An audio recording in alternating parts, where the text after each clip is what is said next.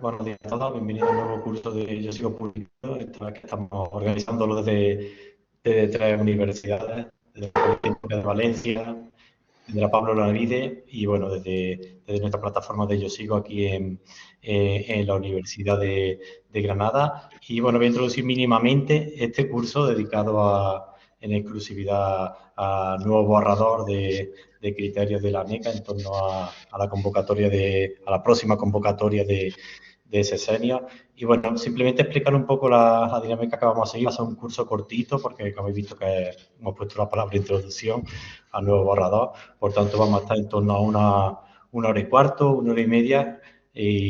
Bueno, el objetivo inicial, un poco, como he comentado, introducir estos criterios, que se va a encargar mi compañero Ángel de introducirlos. También queremos introducirlos a este apéndice métrico que se ha incluido al final del borrador. Y hemos preparado también, o he preparado una serie de preguntas a Ángel y a Enrique, que yo también me podré responder, sobre diferentes aspectos de la convocatoria, clarificando diferentes aspectos de la convocatoria o poniendo énfasis en algunos aspectos que consideramos que son importantes. Bueno, simplemente deciros que las tres personas que estamos aquí formamos parte de la Comisión de Evaluación y Seguimiento del Sistema de Acreditación Estatal, que fuimos seleccionados por ANICA para ayudarles en todo este proceso de los criterios. Es una comisión muchísimo más amplia. Nosotros estamos aquí como expertos en los temas que nos afectan, que son sobre todo temas relacionados con los aspectos métricos, temas relacionados con toda la parte de la infraestructura tecnológica, repositorios, etcétera. Pero bueno, simplemente indicaros que en la comisión hay muchas más personas que han aportado muchísimas cosas y que en ningún caso el borrador está determinado únicamente por nuestras opiniones. Solo la parte que nos compete, que era sobre todo la parte bibliométrica. Bueno, también queríamos decir que vamos a comentar el borrador y queríamos enfatizar un poco también que este borrador está en acceso público, sea abierto para que todos vosotros y todas vosotras podáis hacer comentarios y le hagáis llegar vuestros comentarios a NECA y que por tanto no se trata en ningún caso de un borrador final. De hecho, ya se está discutiendo en nuestros propios canales, en nuestros grupos, los que llamamos nosotros a la comisión, posibles cambios que se van a hacer o posibles modificaciones, posibles clarificaciones. Por tanto, un documento abierto, yo creo que es la primera vez que ANICA se atreve a hacer una cosa así. Esto es importante para toda la comunidad investigadora, para toda la comunidad investigadora. Creo que es un hecho que hay que enfatizar y que hay que valorar positivamente.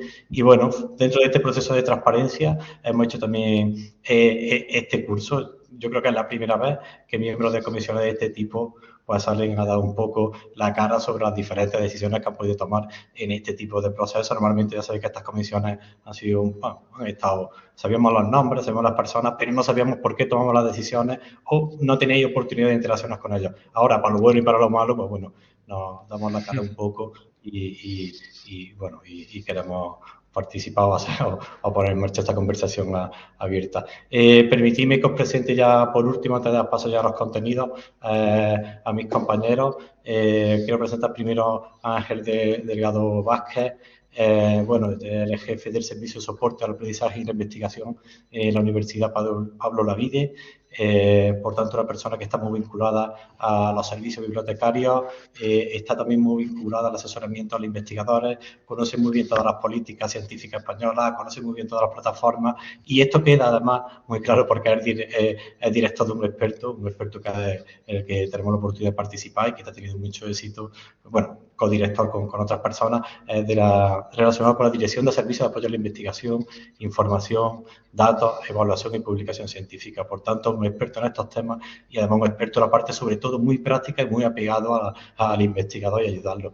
Y tenemos aquí a mi querido también Enrique Orduña, que lo conozco desde que empezamos en esta bibliometría. Ha tenido un camino amplio, es una persona con muchísimas publicaciones, sobre todo en el campo de la cibermetría, de la almetría y de todas estas técnicas cuantitativas en torno a la evaluación de las publicaciones científicas en la web. Ha tenido una trayectoria muy amplia. Yo simplemente quiero comentar que actualmente es profesor titular en la Universidad Politécnica de Cataluña en el Departamento de Comunicación Audiovisual, Documentación e Historia del Arte.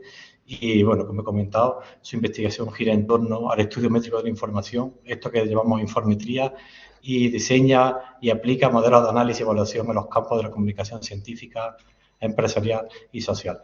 Bueno, esto es un poco el contexto, no me quiero extender porque, bueno, simplemente comentaros van a hacer ellos una exposición, ¿vale? Después vamos a hacer una serie de preguntas dirigidas y al final vamos a tener oportunidad también de que podáis hacernos todas las preguntas que queráis. En este caso, el formato de intervención que hemos seleccionado es un formato oral, es decir, las preguntas nos las hacéis directamente levantando la mano, os daremos paso y rogamos que en este caso tengáis conectada la cámara y podáis hacernos las preguntas oralmente para que podamos escucharlas todas. Sin más, Ángel, te doy la palabra y nos haces esa introducción al borrador, a los criterios, a Dora, a Coara y todo el camino este que hemos recorrido la comisión. Te doy la palabra. Muy bien, Dani, muchas gracias. Voy a compartir una presentación con los asistentes a la charla y quería decir una cosa antes que arranquemos, o antes que arranque el bloque. Tenemos ahora mismo 510 personas conectadas.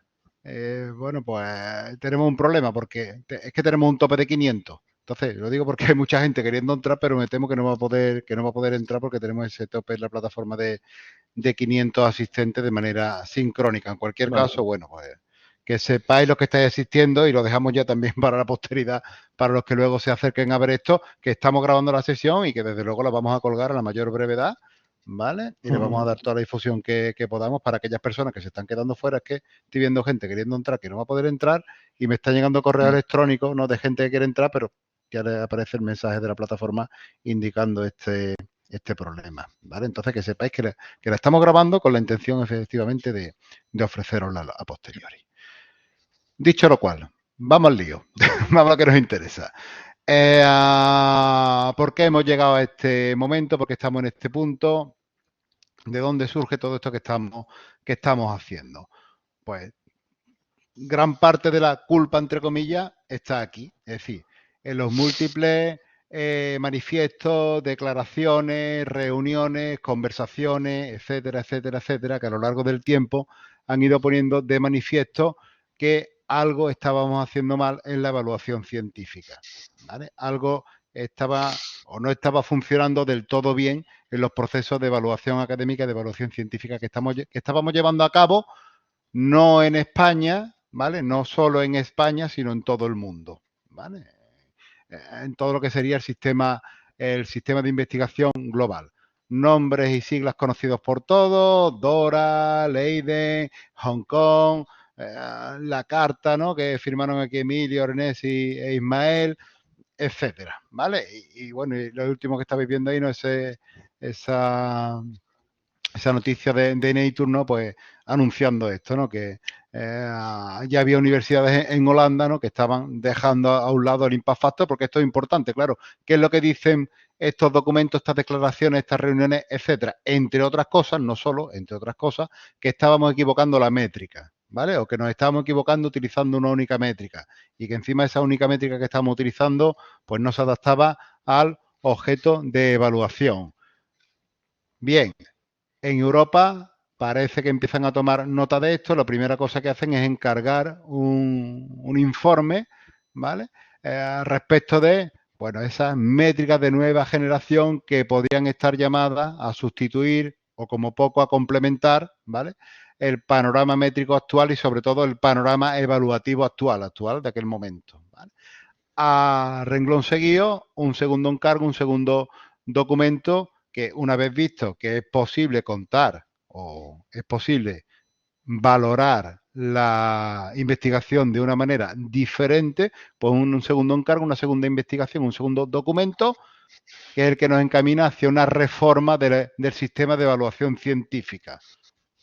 En muy poquito tiempo, estamos hablando del año 2022, en verano ya hay una reunión en París en la que se le da carta de naturaleza a Coara, ¿vale? A lo que luego, bueno, a lo que se acaba convirtiendo en Coara, ¿no? Esa Coalition for Advancing Research Assessment, ¿vale? ¿Qué es Coara? Pues en principio una reunión de organizaciones, de instituciones preocupadas por el modelo de evaluación científica, por cambiar la forma en la que se está haciendo, bla, bla, bla, bla, bla, bla, bla, que debe dotarse de instrumentos. ¿Cuál es el instrumento con el que se dota COARA, el instrumento es el ARRA, el Agreement on Reforming Research Assessments, que es el documento que contiene todos los principios en los que están basadas esas reformas de la evaluación de la investigación y que bebe directamente, entre otros, de ese documento hacia la reforma del sistema de evaluación de la investigación y que a su vez bebe directamente de algunas de esas declaraciones, manifiestos, reuniones, cartas, etcétera, etcétera, que veíamos en la diapositiva anterior. Esto, algunos de vosotros lo conocéis, otros me imagino que no, nos lleva a la adhesión a COARA. Empiezan a sumarse organizaciones de todos los de gran parte de los países europeos, incluso ahora se acaba de abrir la puerta a que formen parte, bueno, ya estaba abierta la puerta, pero ahora de manera formal se abre la puerta a que entren también organizaciones de países no europeos, ¿vale? Empiezan a afirmar que universidades, centros de investigación, agencias de evaluación, ¿vale? España es el país, lo escuché el otro día el dato, el país que más organizaciones tiene firmando COARA, ¿vale? El que más organizaciones tiene, junto, si la memoria no me falla, con Italia y Polonia. Me parece que eran esos tres países los que más tienen, ¿no? Que hablaba alguno del Frente Católico, ¿no? Bueno, no es tanto ese Frente Católico, sino que tenemos sistemas de evaluación relativamente similares y probablemente también con problemas, ¿no? O con disfunciones similares. Bueno, pues en España 70 firmantes, entre ellos, insisto, universidades, centros de investigación, fundaciones, etcétera, el CSIC, la CRUE, la ANECA, la FECIT y numerosas agencias autonómicas. ¿Vale? ¿Qué quiero decir con esto? Que a priori sobre el papel hay un amplio consenso, al menos institucional, en que la reforma es necesaria. Por el camino, año 2022, reforma de la ley de la ciencia. ¿Vale? Reforma de la ley de la ciencia. Una de las cosas importantes es que en esa reforma por primera vez aparece la ciencia abierta. Es decir, en el año 2011 lo que había aparecido era el acceso abierto en el artículo 37. En este año, o en el año 2022, el artículo, bueno, primero aparece en el artículo 2 una mención explícita a la ciencia abierta, ¿vale? Y luego en el artículo 37 se hace un desarrollo bastante interesante respecto de las prácticas de ciencia abierta, ¿vale? Y de, en fin, de los distintos elementos, de la participación de las bibliotecas, etcétera, etcétera, en la ciencia abierta. Esto se complementa con la publicación en este mismo año 2023 de la Estrategia Nacional de Ciencia Abierta, donde claramente ya se definen objetivos a alcanzar en esos 4 años respecto de la implementación de las prácticas de ciencia abierta, pero también de la implementación de una reforma en la evaluación de la ciencia. De una reforma en la evaluación científica que se hace en España. Eso aparece muy claramente en el eje D, ¿vale? En el eje D con objetivos concretos, además con establecimiento de plazos concretos. Es decir, esto no es un brindis al sol. Es decir, esto hay que hacerlo y además hay que hacerlo en esta fecha y además esto a mí me parece muy interesante, ¿no? No por primera vez, pero desde luego sí es llamativo, porque esto no ocurre muchas veces, se pone dinero para esto, ¿vale? Es decir, se presupuesta, ¿no? Las distintas acciones de la Estrategia Nacional de Ciencia Abierta. En lo que concierne al ámbito universitario, pues también tenemos un cambio normativo muy importante, la aprobación y publicación y entrada en vigor en el año 2023 de la Ley Orgánica del Sistema Universitario, ¿vale? Que, entre otras cosas, se vuelve a ocupar de la ciencia abierta en el año 2000, en el artículo 12, perdón, pero además también, evidentemente, se ocupa de la evaluación académica en tanto en cuanto uno de sus, digamos, una de las patas importantes cuando habla del personal docente investigador es cómo ese personal docente investigador va a acceder, ¿no?, a formar parte de los cuerpos universitarios, es decir, establece los requisitos mínimos para la acreditación, ¿vale? En virtud de esto, se hace un desarrollo regulatorio después, de la mano de ese Real Decreto 678-2023 de 18 de julio, publicado, como sabéis, me imagino, en septiembre, que es donde ahora sí se establece el procedimiento completo para la acreditación, ¿no?, del personal para formar parte de los cuerpos universitarios. Tanto un texto como otro están claramente influenciados por la ciencia abierta, pero también, evidentemente, por todos estos movimientos que está habiendo dentro de los cambios de modelo de evaluación científica. No puede ser de otra manera. Están, como digo, muy claramente influenciados por estas dos cosas. Ciencia abierta y cambio en el modelo de evaluación que además se acaban dando, en muchos casos, se acaban dando la mano. ¿vale? Es decir, aparecen juntas en numerosas ocasiones. Como producto de todo esto, ANECA ANECA ya había hecho algunas cosas, ¿vale? Ya lo hemos dicho, ANECA había firmado formar parte de COARA, pero ANECA también había firmado formar parte de la Declaración de adherirse a la Declaración de San Francisco, a la DORA, ¿vale? Y alguno dirá, bueno, también se adhirió, o dijo que se adhería en su día al manifiesto de Leiden, sí, pero eso nunca llegó al papel, ¿vale?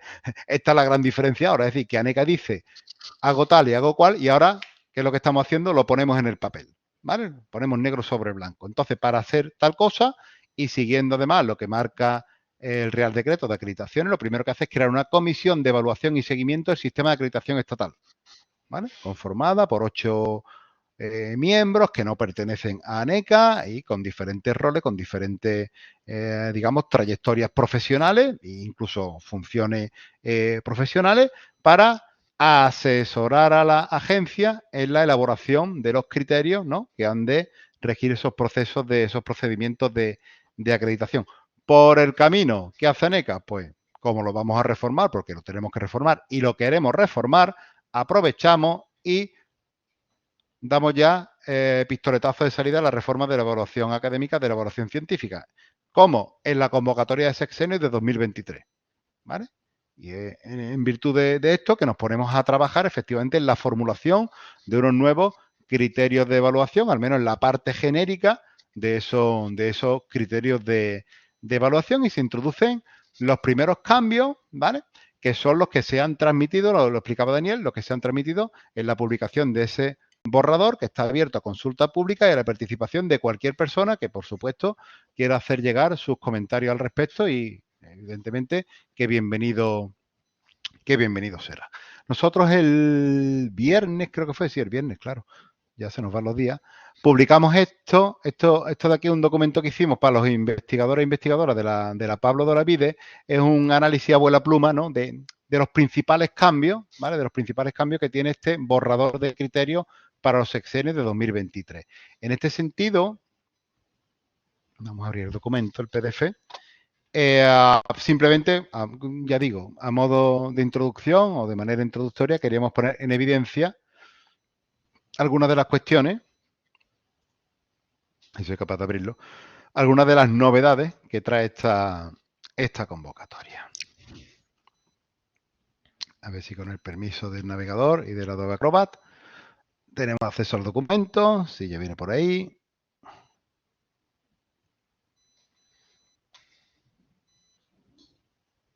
Aquí, vamos a cerrar esto. Y vamos a poner esto más grandecito para que todo el mundo vea. De todas maneras tenéis un zoom en la pantalla, ¿eh? Arriba a la izquierda podéis activar un zoom por si hay algo que queráis ver más grande, y de otra manera lo pongo grandecito. Entonces, respecto de este borrador, bueno, pues decimos lo que ya dice el propio borrador, que viene inspirado por la LCTI, la LOSU, COARA, DORA, etcétera, etcétera. Insisten que es un borrador de criterios, ¿vale? Muy condicionado por el cambio normativo, etcétera, etcétera. Los cambios significativos, los cambios importantes. En primer lugar, la ampliación del abanico de aportaciones posibles, las tipologías de aportaciones y de los medios de difusión que se pueden, en las que estas aportaciones pueden aparecer, ¿vale? Y que se pueden utilizar estas aportaciones, evidentemente, para justificar la actividad investigadora. Se retoma el asunto de las aportaciones extraordinarias que, en contra de lo que decía la orden del año 1994, habían dejado de utilizarse en un montón de campos, ¿vale? Y aquí lo que hace es que se retoman las aportaciones extraordinarias, se pueden utilizar en todos los campos. Esa es la primera cosa importante. Segunda cosa importante, se van a aplicar criterios y metodologías de evaluación cualitativa y cuantitativa, ¿vale? Las cualitativas y las cuantitativas. Y esto ya, pues, abre la puerta a dejar de hacer algo que se venía haciendo en muchos campos por parte de muchos comités, que era directamente mirar posiciones de revistas, ¿vale? La revista está aquí, la revista está allí, hemos acabado. ¿Hay algún tipo de apreciación cualitativa, algún tipo de apreciación experta? No, ninguna. No, ninguna. Simplemente Q1, Q2, Q3, 0,4, 7,8. ¿Vale? Bueno, pues esto es la otra cosa que dice el borrador de criterio que va a ocurrir. ¿Vale? Para hacer esto, lo que se va a utilizar es la narrativa aportada por los solicitantes en la que consten los indicios de relevancia e impacto de cada aportación, ¿vale? Que van a incluir, y de esto vamos a hablar largo y entendido, tanto métricas como tales, métricas contextualizadas, narradas, comentadas, explicadas, pero también otras cuestiones como la proyección internacional, si esto viene de proyectos nacionales e internacionales que se han financiado, si se han recibido premios, si la obra ha sido traducida, si ha dado lugar a la implementación de políticas públicas, si ha dado lugar al desarrollo de productos y servicios, ¿vale? Etcétera. Esa es la otra cosa importante que dice este borrador. Otra cosa súper interesante. Se da carta de naturaleza a la investigación inter y multidisciplinar. ¿Vale? Esto es muy interesante porque hasta el momento los científicos o las científicas que hacían investigaciones multidisciplinar o interdisciplinar lo pasaban realmente mal, porque no le entendían ni les evaluaban bien ni en un campo ni en otro. Ni en un campo ni en otro. Bueno, pues aquí se crea el campo, se retoma, no se crea, se retoma el campo cero que fue abandonado años A, ¿vale? Con la llegada del sexenio de transferencia, bueno, con la llegada fugaz del sexenio de transferencia, se retoma ese campo cero, pero con un nuevo uso. ¿Cuál es el uso? El de la investigación inter y multidisciplinar. Otro punto importante, acceso abierto. ¿Vale? Acceso abierto, ya en la convocatoria del año pasado algo se habló de acceso abierto, ¿no? O de ciencia abierta, de poner los datos en abierto y tal. Bueno, pues esto,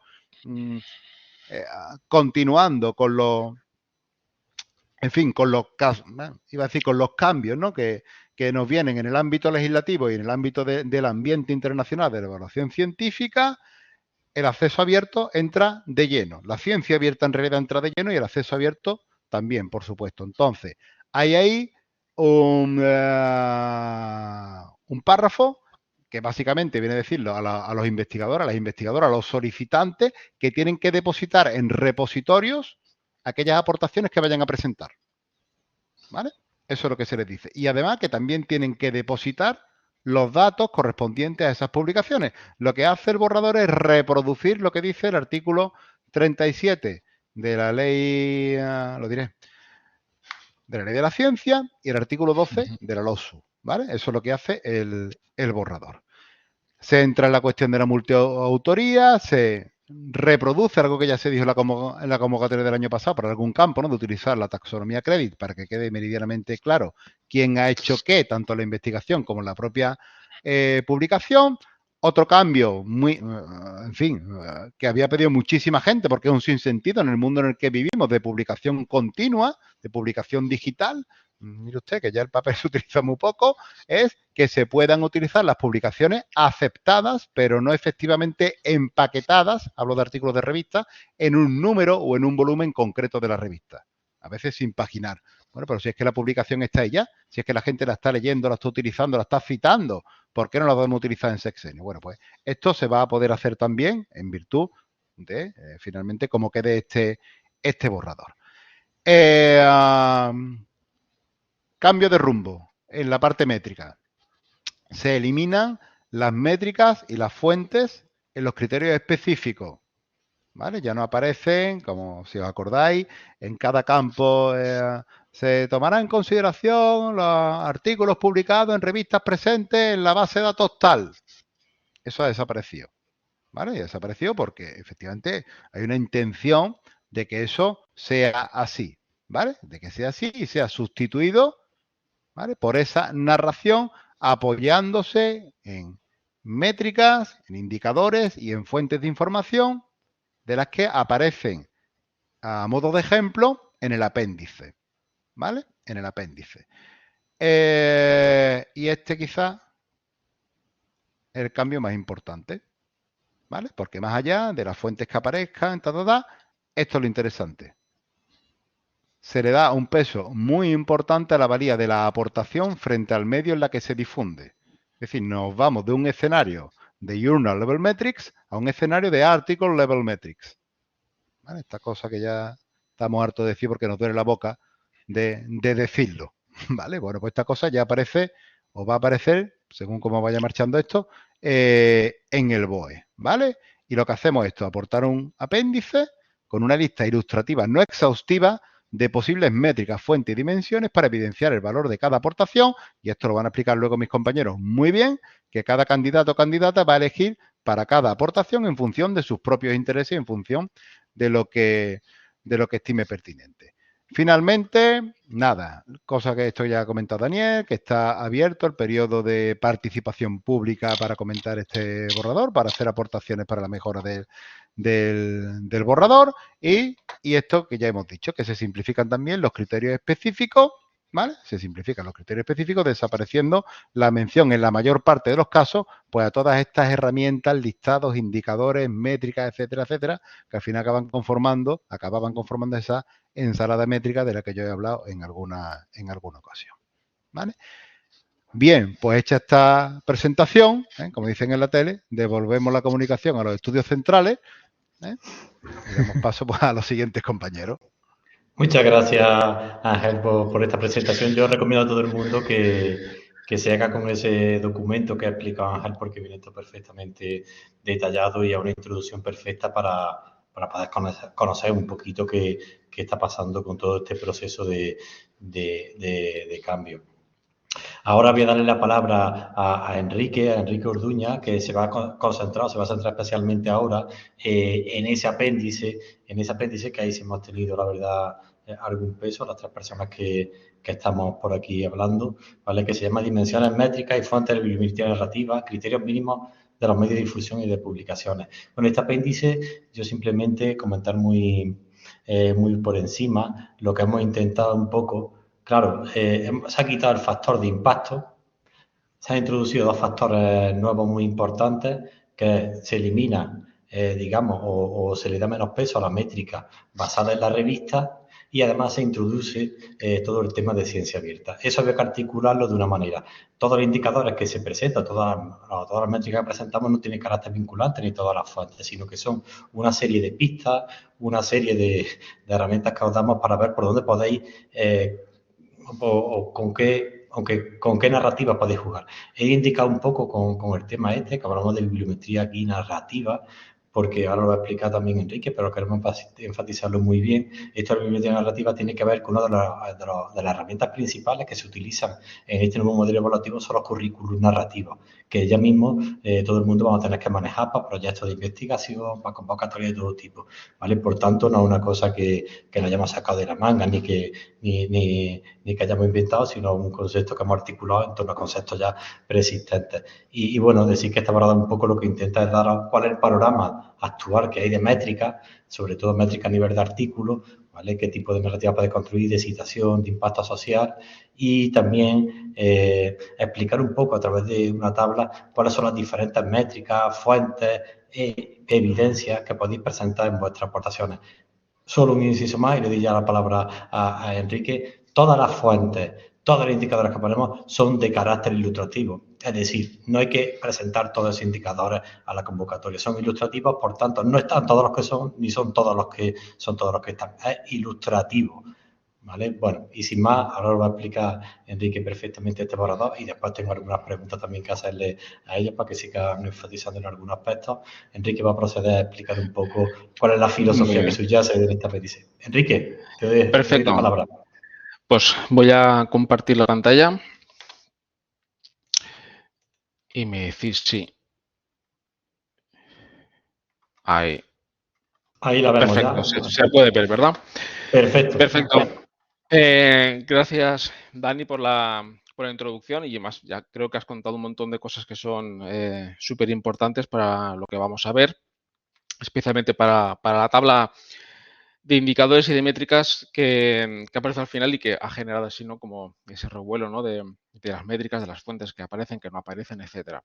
Bien, yo creo que el punto de partida que tenemos es esta disociación de esas distintas escuelas de evaluación que tenemos. En un extremo la parte cualitativa y en el otro extremo la parte cuantitativa, y siempre pues desde la comisión hemos tenido el objetivo de llegar a un punto y a un equilibrio medio, porque creemos en ambas, no creemos en la utilización de una solamente en lugar de la otra. Todas tienen sus puntos fuertes y sus puntos débiles. La parte cualitativa obviamente tiene dificultades por la lentitud, por cierta subjetividad en ocasiones, y sobre todo porque a veces nos la llevamos a ese escenario en el que estamos pensando que el comité de evaluación va a tener que leerse cada una de las aportaciones y decidir si esa aportación es válida o no es válida, lo cual pues muchas veces no tiene sentido porque es un trabajo ya revisado, ya publicado. No tiene mucho sentido que esos evaluadores lean el trabajo y hagan ese dictamen cuando a lo mejor ni siquiera son expertos específicamente en esa disciplina de la persona solicitante. Y además, realmente nosotros vamos a lo que es la evaluación de la actividad científica, es decir, si se ha producido o no se ha producido esa actividad y qué impacto o influencia ha podido tener, no tanto evaluar la calidad. Y en el otro extremo tenemos la parte cuantitativa, generalmente aplicada mediante indicadores bibliométricos, y como han comentado previamente mis compañeros, pues también he tenido una serie de críticas importantes, como es la utilización indiscriminada del factor de impacto para decidir si las aportaciones eran positivas o eran negativas en la evaluación de una persona solicitante, lo cual no tiene mucho sentido y desde la bibliometría, desde la literatura científica en el área de la bibliometría, siempre se ha comentado.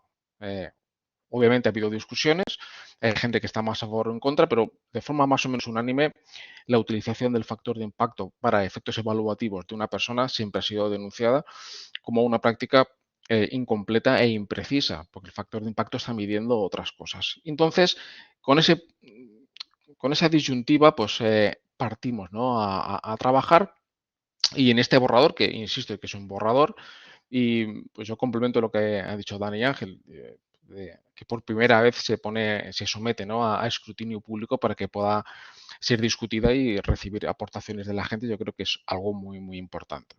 En este borrador, y también partiendo de lo que ha comentado Ángel al principio, se parte de una amplitud de aportaciones. Las personas van a poder aportar una mayor cantidad, una mayor variedad de tipología documental. Entonces, ese proceso, digamos, lógico comienza en ese momento en el que las personas deciden qué tipo de aportaciones quieren presentar. Y a partir de aquí es donde, de alguna manera, cambia un poquito la filosofía del borrador y entramos en ese punto de indicios. Hemos tratado de evitar la palabra calidad porque creemos que no es el término adecuado, pero sí indicios y evidencias de que algo está pasando. Y ahí es donde se amplía completamente los elementos que podemos utilizar para evidenciar el impacto que ha podido tener una aportación determinada. Lo ha comentado perfectamente Ángel al principio, pueden ser elementos de corte cualitativo o de corte cuantitativo. El apéndice va a la parte cuantitativa porque es la que utiliza fuentes y métricas, pero eso no significa que las personas solicitantes puedan introducir otros elementos que a su juicio puedan dar indicios de que el trabajo o la aportación pues tiene impacto o tiene una influencia como para merecer la evaluación positiva. Bien, por lo tanto, cada persona tiene que identificar esos elementos que realmente están aportando o explican la validez o el valor de cada una de las aportaciones. Y todos esos indicios, y entro ya en la parte cuantitativa, lo que hemos introducido como novedad es pues, una especie de clasificación o de categorización de esos indicios en la parte cuantitativa, en la que tenemos, por un lado, 3 niveles para de la aportación en sí misma, la parte del medio, ahora comentaré después, la parte de la ciencia abierta, y en cada uno de estos 3 niveles tenemos un conjunto. Por lo tanto, tenemos una serie de métricas que pueden estar englobadas dentro de lo que es una dimensión que irá dentro de unos de los 3 niveles que voy a comentar ahora a continuación con más detalle. Pero la idea es, tenemos muchos indicios, esos indicios pueden ser cualitativos o pueden ser cuantitativos, y los cuantitativos vamos a tener 3 niveles para aportarlos. Ahora lo comentaré con mayor detalle. Y dentro de cada una de esas dimensiones, obviamente vamos a tener una serie de métricas y esas métricas vienen de determinadas fuentes. Y un cambio, creo que brutal con respecto a cómo se hacía la evaluación de sexenios anteriormente es que no estamos delimitando métricas específicas y no estamos delimitando fuentes específicas, sino a juicio de la persona solicitante podrá elegir qué métricas son las más apropiadas y que reflejen en mejor medida la aportación. Eso sí, a ese uso de métricas es muy importante la parte de uso responsable. Y eso viene delimitado en la literatura, viene delimitado en todos esos principios, declaraciones, manifiestos que han habido durante la última década. de un uso responsable y preciso de lo que son los indicadores bibliométricos. Y eso es lo que nos lleva a esa parte de querer añadir un contexto a esas métricas para que puedan explicar por qué son importantes y qué es lo que están midiendo. Y no simplemente decir, tengo 7 citas. Bueno, pues estupendo, tiene usted 7 citas, pero eso es bueno o es malo. ¿Por qué? No tiene por qué ser necesariamente bueno. Bien, y aquí en ese punto de contexto y tomando prestado este esquema de Dani, y lo ha comentado él cuando me ha introducido, la parte de narrativa o la parte de contexto a los indicadores, pues es importante. Pero como dice Dani, obviamente no viene de la nada, viene de un contexto evaluativo que ya existía, además una tendencia en todo el mundo, especialmente en Europa, de la utilización de ese currículum narrativo como parte de las habilidades que debe tener el investigador a la hora de narrar y de contar cuáles son las aportaciones que tiene, y que ya existían en los currículums abreviados para la solicitud de proyectos. Por ejemplo, la convocatoria pasada ya se utilizaba ese modelo de evaluación, y es que de hecho ya lo teníamos en los secciones anteriores, porque ese campo resumen que teníamos realmente no era para incorporar el resumen de la aplicación, sino ya para narrar de alguna manera por qué había sido importante el trabajo, cuál había sido la aportación de la persona solicitante, qué cosas importantes esa aportación había hecho. Realmente ese campo de resumen ya en muchas ocasiones se estaba utilizando de forma narrada, y los servicios de apoyo a la investigación en bibliotecas y empresas que se dedican a esto ya estaban utilizando esa narración para hacer las solicitudes de sexenios realmente. Por lo tanto, no es una cosa nueva, ni mucho menos, pero nosotros la hemos llevado un paso un poquito más allá, como ahora contaré, para introducir esa contextualización de las métricas, ¿de acuerdo? La parte de indicadores cuantitativos que podemos, yo no diría narrar, sino simplemente contextualizar y explicar por qué son importantes. Bien, dentro de lo que es este apéndice y con las novedades del borrador de sexenios, tenemos las distintas dimensiones de métricas, ¿de acuerdo? Y esas dimensiones vienen a 3 niveles. En este nivel estamos en el nivel de la aportación misma, y tenemos que ser conscientes que ANECA ha firmado Quara, se ha adherido a DORA. Es decir, eso implica que la reforma de los sexenios tiene que ir en una dirección, ¿de acuerdo? Porque uno tiene que ser coherente con lo que ha firmado y lo que se ha adherido. Por lo tanto, hay un énfasis a las métricas que están directamente relacionadas con la aportación y no con el canal o con el medio en el que se ha publicado un trabajo. Y dentro de lo que es este nivel de la aportación misma, como puede ser un artículo, un capítulo de libro, un libro, etcétera, tenemos métricas que pueden estar categorizadas en estas 4 líneas. Métricas que estén relacionadas con la citación, es decir, las métricas tradicionales, ¿de acuerdo? Citas bibliográficas que recibe la aportación. Luego veremos el tema de las fuentes un poquito más adelante. Pero bueno, ahí dentro de esa categoría tendremos muchísimas citas, muchísimas métricas relacionadas con la recepción de citas. El uso de esas aportaciones por parte de la comunidad, y eso es muy importante. Es decir, uno puede publicar un trabajo y ese trabajo puede no ser leído absolutamente por nadie. Y aquí introducimos una cantidad y una variedad de métricas y de fuentes que están relacionadas con las descargas, con las lecturas, con las interacciones que puede tener la comunidad con una aportación, que no tiene por qué ser un artículo, sino también pueden ser los datos, pueden ser software. Bueno, eso lo veremos un poquito más adelante cuando discutamos los elementos de la tabla, pero esta categoría de métricas viene relacionada con la interacción y el uso que una determinada aportación está teniendo, ¿de acuerdo? En un entorno online fundamentalmente. Y luego tenemos 2 categorías de métricas más que tienen, digamos, ese adjetivo de social, pero que son distintas. En la parte de influencia social hemos añadido una categoría de métricas que está relacionada con las citas realmente, pero las citas que vienen de aportaciones que no han pasado probablemente un proceso de revisión por pares o que están en un contexto o en unos mecanismos fuera de lo que es el proceso científico.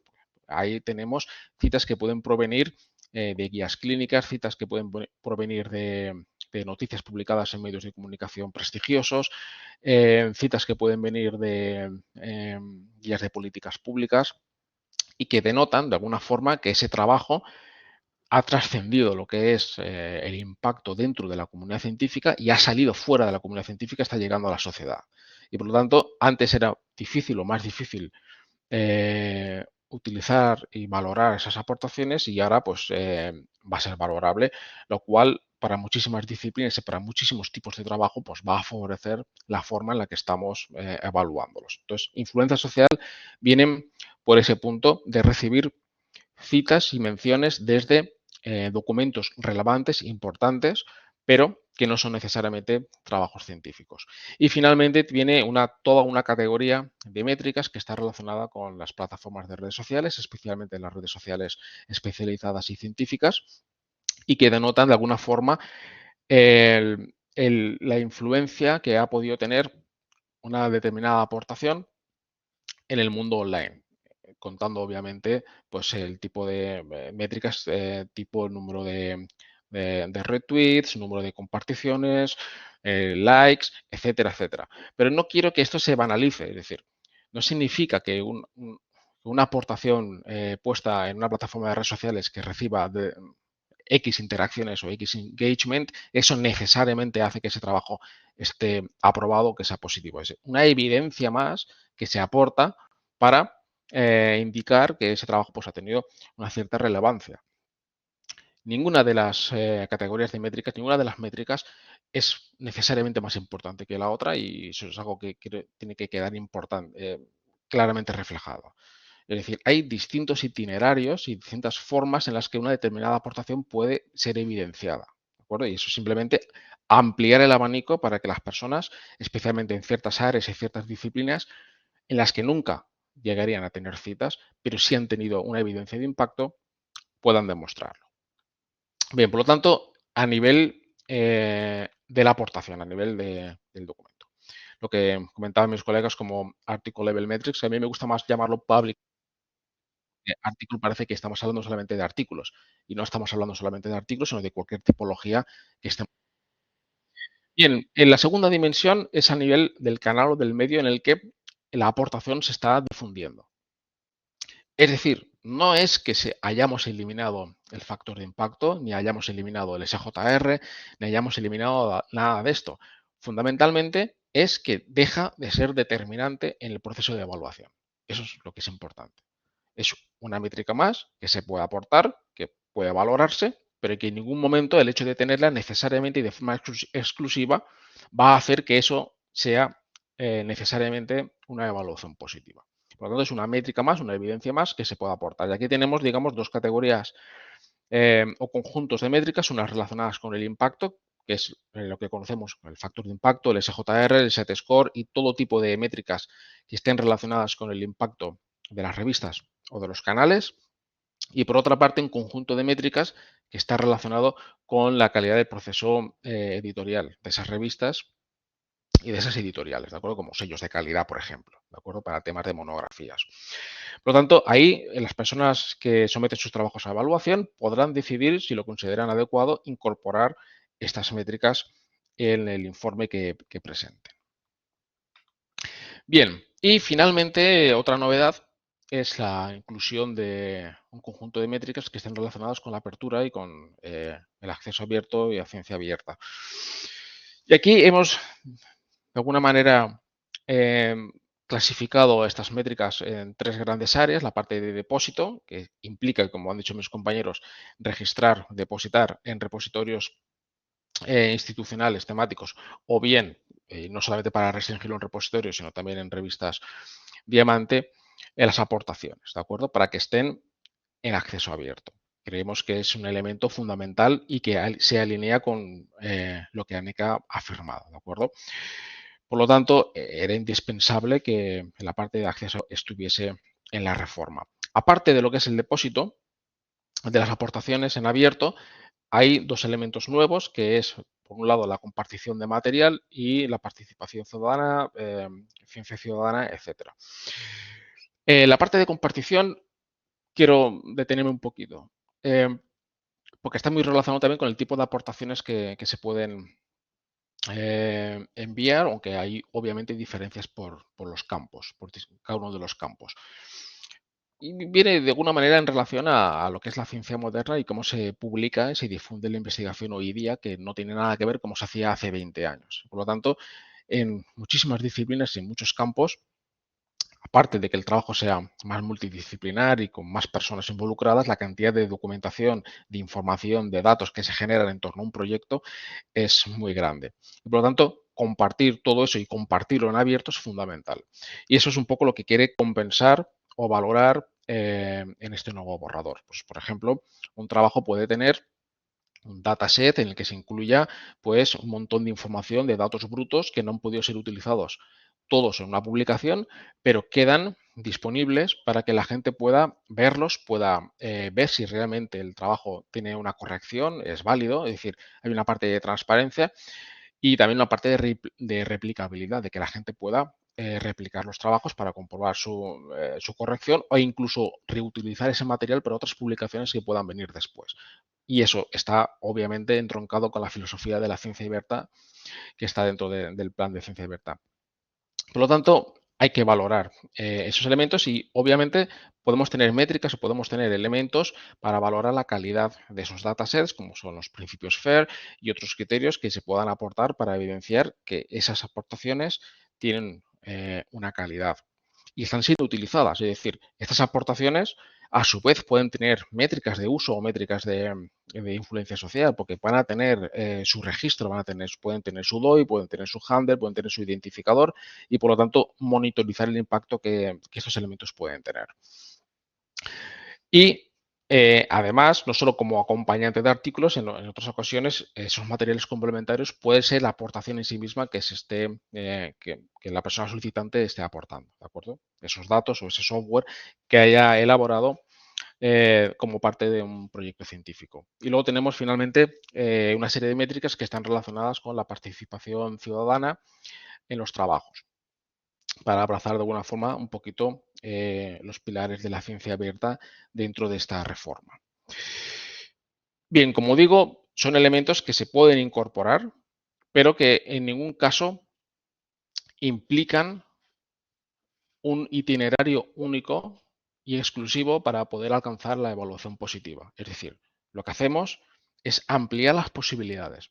Mucha gente pues, estos días expresa ciertas dudas o qué va a ocurrir, va a ser más difícil. Es todo lo contrario. Es decir, estamos ante una reforma que es inclusiva, es decir, lo que se tenía en cuenta antes se tiene en cuenta y además de todo eso se tiene en cuenta en muchísimas más cosas. Por lo tanto, las personas en áreas más multidisciplinares o que están trabajando en temas que se salen de la norma, pues pueden tener la posibilidad de aportar esas evidencias. Entonces, en esa tabla final, y no entro en la tabla porque puede ser infinita y creo que puede llevar a confusión, he introducido en esta diapositiva lo que son la cabecera de esa tabla, que son los títulos de las columnas, que son las que ven en la pantalla.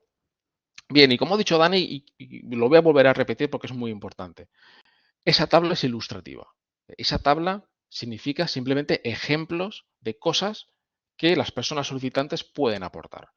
No significa que por el hecho de que la tabla se vaya a valorar mejor o el hecho de que una determinada fuente no esté ahí significa que no vaya a ser valorada. No tiene nada que ver. Son ejemplos de métricas que se pueden aportar. Y tiene una sucesión lógica, desde lo que es la propia métrica hasta lo que es el contexto. Es decir, hay una secuencia para que por ejemplo, para entender cómo se deben aportar y por lo tanto, una persona solicitante puede elegir la métrica que quiera en cualquiera de las dimensiones.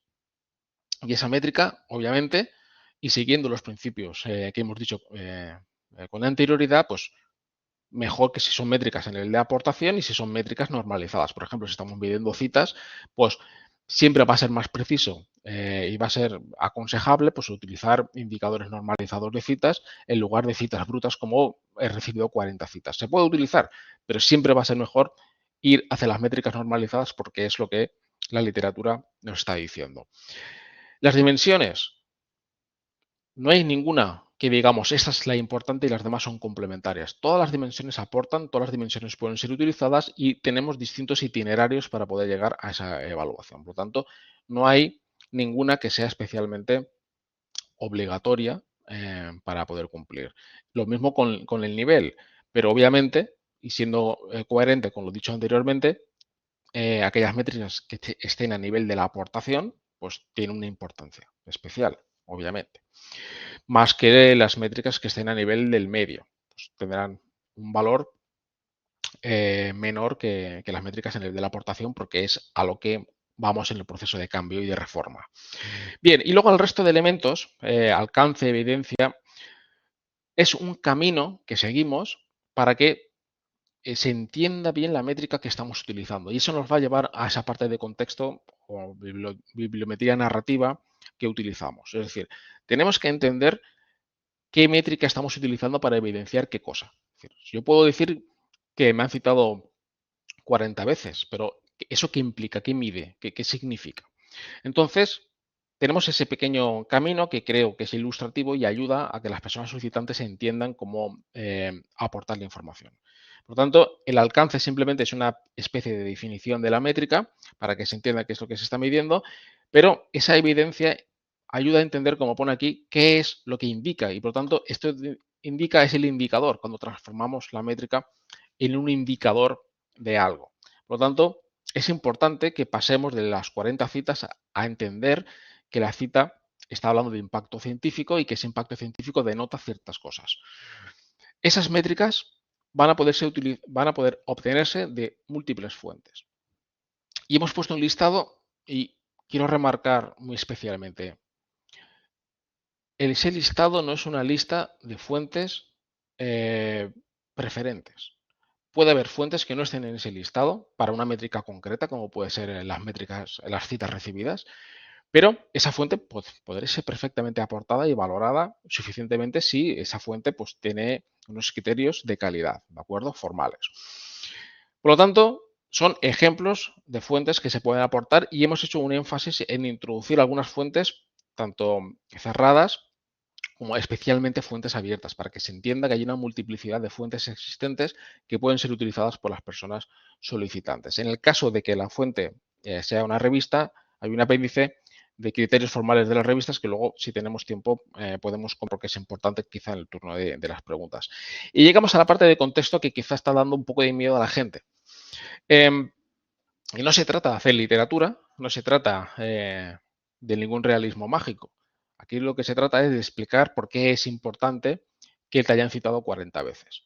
Y es dar contexto y filtrar de alguna forma esas 40 citas. Pues a lo mejor esas 40 citas, 10 de esas citas vienen de personas importantes, a lo mejor ese trabajo ha pasado a ser altamente citado o las 27.000 descargas que has tenido vienen de un lugar que es muy importante por un motivo muy determinado y es una forma de dar voz a las personas para que puedan expresar mejor cuál es el impacto y la influencia que los trabajos han tenido a partir de una métrica concreta y construir un texto que va a aportar mucho más que decir que ese trabajo está en un Q1, porque probablemente eso nos esté diciendo muy poco, ¿de acuerdo? Yo no sé si me he pasado de tiempo, si vamos bien. No, vamos bien, vamos bien. Sí. Perfecto. Yo quería dejarlo por aquí y ya ir al turno de preguntas porque entiendo que muchas de las cosas van a estar Vale, muchas gracias Enrique por la presentación. Yo creo que ha quedado bastante claro la explicación de esta petición, o al menos esta es una explicación bastante introductiva, pero yo creo que más o menos a la gente le puede ilustrar muy bien hacia dónde se va. Yo tengo alguna apreciación que le quiero decir, bueno, alguna apreciación. Quiero compartiros con vosotros y con vosotras un material que lo pongo aquí para el chat, que es simplemente una presentación que yo hice hace poco, no en el marco de ANECA, sino en el marco general. Ahí la comparto, que la tenemos en Zenodo, y un poco lo que buscamos con esa presentación es que voy a compartir brevemente una cosita y vamos a dar turno preguntas, pero queríamos compartir aplicación pantalla aquí. Pantalla completa, simplemente un pequeño comentario a lo que ya se está viendo, ¿no? A lo que ya comentaba Orduña. Bueno, aquí está lo que he compartido, ¿vale? La presentación que he compartido, se llama Bibliometría Narrativa, Aplicaciones para Defensa de Currículum, y en esa presentación simplemente vais a encontrar algunas pistas de cómo podéis defender esas aportaciones, ¿vale? Fijaros, yo quiero enfatizar dos cosas. Antes, el itinerario, digamos, descriptivo de una aportación, de la descripción de esos apéndices, era yo tengo factor de impacto estupendo, y si no lo tengo, tengo un apartado en blanco o no sé qué contar. Ahora tenemos el factor de impacto, porque también es aceptado, pero tenemos muchas más métricas. Esto quiere decir, fijaros, que una persona o dos investigadores con una misma aportación pueden hacer una defensa diferente de su currículum, de su aportación, ¿vale? Porque quiere enfatizar a lo mejor una persona el impacto científico, otra el impacto social. Y las dos son válidas y las dos tienen el mismo peso. ¿Por qué? Porque ha puesto antes Enrique la diapositiva. Aquí las métricas, las narrativas ayudan a defender la aportación, pero eso se lee por parte de un evaluador. ¿Vale? Ya sabéis que aquí tiene más peso ahora lo que es esa lectura de la evidencia, ese error del peer review, ¿vale? Por tanto, aquí no hay ninguna defensa mejor que otra. Veis que se pueden hacer diferentes narrativas, que yo he puesto aquí, narrativa de contexto, de posición, de agente, de audiencia, pero veis que se pueden utilizar diferentes narrativas según la aportación. Se pueden utilizar también diferentes indicadores, cada uno seleccionar los indicadores que más les guste o que más les beneficie por la defensa de la aportación. Veis que aquí tenemos 4 casos y cada uno hace su colección de indicadores que más les beneficia. Unos son de impacto, otros son de influencia social, otros son de atención social, otros son de uso, ¿vale? Y además se nos amplía sustancialmente las fuentes que existen. Hemos puesto varias fuentes, pero aquí vais a encontrar, fijaros, todas las que aquí hemos hecho una pequeña imagen de muchas fuentes. ¿Vale? De muchas fuentes que podéis encontrar. Sin embargo, a mí me han llegado algunas, que esto va a ser súper difícil. Mirad, con las fuentes que tiene la biblioteca, que son Web of Science, Scopus, Dimension, con los datos de uso de repositorio, el 95% de las aportaciones podéis describirlas. ¿Vale? En Web of Science hay una cantidad de información impresionante. En Scopus tenéis información impresionante porque tenéis todas las métricas de impacto y todas las métricas alternativas, porque está vinculado a Plani, que os dan todas las métricas. Para los repositorios tenéis también muchos datos. Fijaros, aquí un poco, no voy a entrar en esto, pero porque está la presentación y creo que está muy bien explicado, porque hicimos un esfuerzo importante por sistematizarlo, vais a encontrar algunas narrativas o algunas formas en las que tenemos, en las que podéis defender estas aportaciones, ¿vale? Simplemente quería comentar esto, que tenéis ahí ese recurso para utilizarlo. Y bueno, además ya os digo que tanto mi compañero Ángel como Enrique, os digo de verdad que vamos a hacer un esfuerzo en el futuro para crear documentos, para crear guías, para que un poco podáis orientaros. Y por supuesto, como pongo en esa presentación, en las bibliotecas de estos temas se ven muchísimo y es un recurso que podéis aprovechar dentro de vuestras universidades.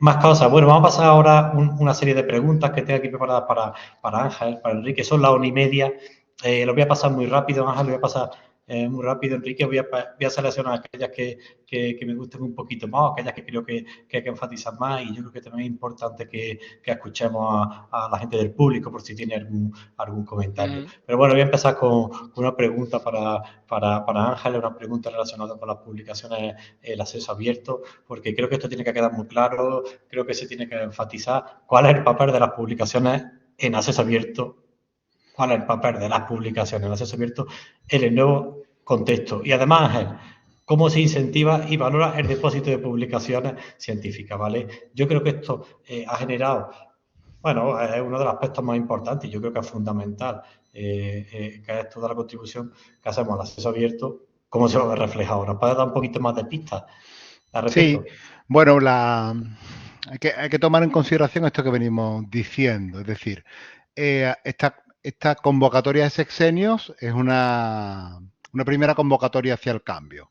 Entonces, quizás no está todo lo que nos gustaría que estuviese, ¿vale? No es todavía todo lo completa que quizás dentro de unos años será. Eso es importante, porque se ha buscado también que no haya una disrupción, es decir, que no haya una ruptura total con lo que veníamos haciendo. En este sentido... Efectivamente, Ángel, eso no lo hemos comentado, y perdóname que te interrumpa, no, pero adelante. esta convocatoria, digamos, es casi transitoria y tenéis que tener en cuenta la política científica está cambiando en una dirección clara e imparable. Esto ya da igual las protestas que haya porque son documentos internacionales, directrices internacionales que se hacen.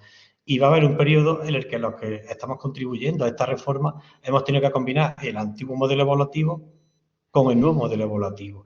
Por tanto, es verdad que cuando se hace una transición, pues hay problemas, hay ajustes, hay cambios. Entonces, incluso puede haber incluso estas contradicciones, pero bueno, tened en cuenta que es transitorio, que esto a lo mejor queda ya fijo, queda ya aceptado dentro de 2 o 3 años. Evidentemente, esta convocatoria va a ser la convocatoria de la polémica y, en fin, va a ser la convocatoria madura. Perdona, Ángeles. Nada, no, Un adelante, inciso. no. Si venía muy bien que lo dijera, ¿vale? Porque esto que digo es global, pero ahora, aplicado al tema del acceso abierto. Claro, la convocatoria no puede separarse de lo que dicen los textos legales. Y ahí está la ley de la ciencia, con sus 2 redacciones del año 11, del año 22, y está la LOSU también. Entonces, ¿cuál es la intención? La intención es que se utilicen de manera intensiva los repositorios, como una práctica definitoria de la ciencia abierta y del acceso abierto.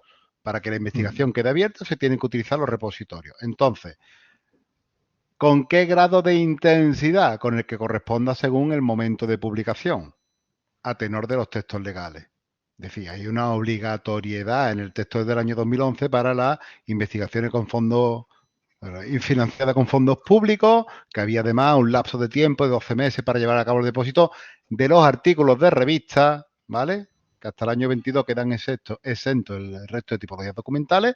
Eso se corrige en el año 2022. En el año 2022 ya hay esa obligatoriedad de depósito en repositorios, cuidado con esto, de todas las aportaciones de manera inmediata y además de los datos que acompañan a las aportaciones. ¿Vale? Hay esa obligatoriedad de depósito.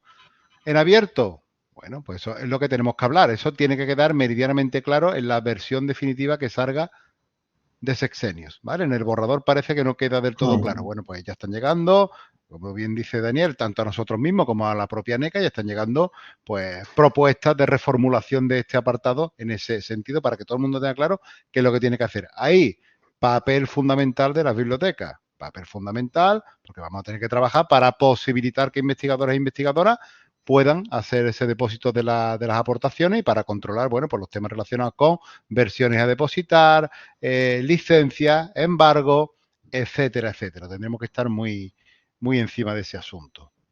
¿Vale? Muy bien, muy bien. Gracias, Ángel. Yo he pasado ahora de una pregunta rápida. Sí, veo que estáis levantando la mano. Vamos a hacer 3 o 4 preguntas, 5 preguntillas que tenemos aquí preparadas para nuestros compañeros y ahora atendemos ya a vuestras preguntas, ¿vale? Quería preguntarle a Enrique, me lo pregunto también a mí mismo, porque fijaros, antes teníamos el factor de impacto. Bueno, que ha funcionado relativamente bien, pero ya ahora un poquito de a lo mejor de jubilarlo. Claro, y esto nos ha abierto la puerta, Enrique, a que metamos una serie de métricas o una serie que pueden sufrir muchas críticas o que son las almétricas. Esto es interesante. Yo quería que me contara qué son las almétricas, porque puede haber confusión, por ejemplo, han hecho, la gente considera las almétricas por ejemplo, cuántos likes tengo o cuántas redes sociales. Y realmente la parte que yo lo he utilizado y la parte que tú lo utilizas, los proyectos, las publicaciones que tenemos, pocas veces nos centramos en estos aspectos. Yo quería compartir simplemente que las métricas son todo lo que no son citas. O normalmente yo lo entiendo así, todo lo que no son citas académicas son las métricas. Y esto es interesante porque ahí se abre la puerta a que metáis, por ejemplo, menciones que se reciben en los policy reports, la difusión que tenéis en medios de comunicación, que son indicadores que todos entendemos y que son, bueno, son indicadores bastante claros de hacia dónde llega un artículo. Enrique, yo quería que nos explicara, que tú tienes mucho arte para eso, en 2 o 3 minutos, qué son las métricas y por qué están aquí en este borrador, por qué se han incluido así de repente en este. Explícanos un poco qué consiste todo esto de las métricas alternativas. Pero bueno, un poco para en 2 o 3 minutos. Pregunta más difícil de intentar definir qué son las almétricas en 2 minutos. Esto si estuviésemos en una plaza me enfadaría y si me preguntaras eso. Es broma. Bien, a ver, altmétricas realmente viene de métricas alternativas al factor de impacto. Eso fue la nomenclatura original que Briem y sus colegas hicieron cuando realizaron el manifiesto Altmetrics. El manifiesto Altmetrics es súper antiguo. Pues pensamos que es algo muy moderno, pero ya es que ya hace muchísimos años, más de 10 años, ¿no? Que salió.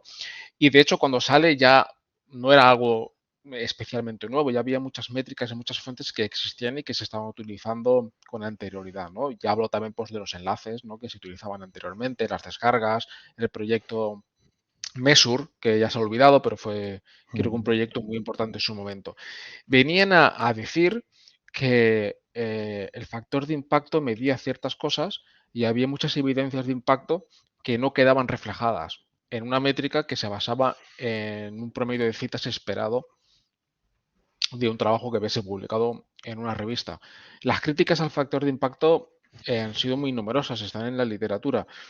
Las críticas no es tanto al indicador en sí, sino a la utilización para Exacto. valorar a una persona, ¿no? Realmente, porque al final es un promedio. Si tomamos todos los artículos que durante 2 años ha publicado una revista, pues obviamente 2 o 3 van a tener muchísimas citas y el resto van a tener una o ninguna cita, porque estamos ante una distribución desigual de citas y por lo tanto unos pocos trabajos condicionan el factor de impacto que va a tener una revista. Y por lo tanto el hecho de haber publicado ahí no implica necesariamente que el trabajo haya tenido impacto. Entonces viene un movimiento en contra de la utilización exclusiva y determinante del factor de impacto para evaluar a las personas y viene una multiplicidad de fuentes y de métricas, especialmente por el desarrollo de la web, que aparece, que no existía con anterioridad y que permiten medir la interacción de las personas con las aportaciones, que eso es básico, eso a mí me sigue fascinando, ¿no? Antes de la llegada de la web, cómo una revista podía saber los lectores que tenía un trabajo, ¿no? Pues por suscripciones, básicamente, no se podía hacer de ninguna otra forma. Y ahora podemos saber si se descarga, si se lee, si se comenta, si se recomienda. Y por lo tanto, tenemos una amplitud. Me ha gustado mucho la distinción que has hecho de que Almétricas no es contar el número de likes o contar el número de retweets y cosas de estas, ¿no? Porque es algo mucho más amplio y de muchísimo más calado. Y entra dentro de esas 2 categorías que he comentado antes, que tenía ese apelativo de social, ¿no? Tiene muchísimo valor que podemos contar cualquier evidencia de utilización de una aportación. Y ahí es donde viene, creo, un poco la definición de métricas alternativas. Cualquier evidencia de uso. El uso puede ser por muchos motivos, obviamente, algunos positivos, otros negativos, pero es ese uso. Entonces, que de repente haya un informe del Banco Mundial que cite tu trabajo, pues tiene un valor, porque no citan cualquier cosa. Que de repente el Ministerio de Salud haga una guía o una propuesta de políticas de salud pública e incluya tu trabajo y que ha ayudado ese trabajo a elaborar una política pública y que va a transformar la forma en la que probablemente, yo que sé, me lo estoy inventando, se vayan a distribuir, a consumir medicamentos o se va a financiar el estudio de una determinada enfermedad, es tener un impacto brutal y que antes no se estaba teniendo de ninguna manera, ¿no? Entonces, realmente es abrir la puerta a medir cualquier evidencia de uso que una aportación ha tenido. Yo creo que un poco iría, no sé Sí, si me además, estoy pero sí, iría ahí. está bien. Y además yo creo que hay que enfatizar una cosa. Yo creo que esto no se ha hecho nunca porque tecnológicamente siempre hemos ido, las métricas siempre han ido, digamos, los conceptos más rápido que la tecnología y hasta hace 10 años solo teníamos huevos allá en Scopus y lo único que podíamos evaluar era con un factor de impacto, con cita. Eso era así. Como no podíamos valorar de otra manera, pues se utilizaban esas métricas.